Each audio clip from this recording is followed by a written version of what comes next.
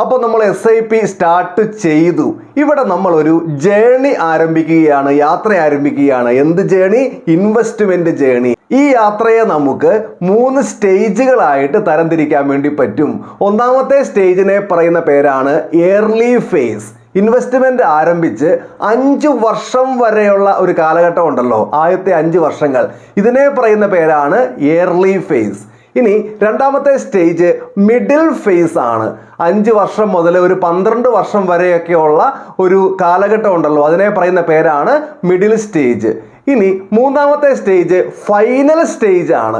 അതായത് അവസാനത്തെ 3 മുതൽ 5 വർഷം വരെയുള്ള കാലഘട്ടം. ഇൻവെസ്റ്റ്മെന്റ് ജേണിയുടെ ഏർലി ഫേസ് എന്ന് പറഞ്ഞാൽ ആദ്യത്തെ 4-5 വർഷങ്ങൾ. ഈ ഒരു സമയത്ത് മാർക്കറ്റ് ഇടിയുന്നത് എന്ന് പറഞ്ഞു കഴിഞ്ഞാൽ നമ്മുടെ മ്യൂച്വൽ ഫണ്ടിന്റെ NAV താഴേക്ക് പോകുന്നത് ഒരു ബ്ലെസ്സിങ് ആണ്, അനുഗ്രഹമാണ്. ശരിക്കും ആ ഒരു സമയത്ത് NAV താഴേക്ക് പോകാനാണ് ഒരു സ്മാർട്ടായ ഇൻവെസ്റ്റർ ആഗ്രഹിക്കേണ്ടത്.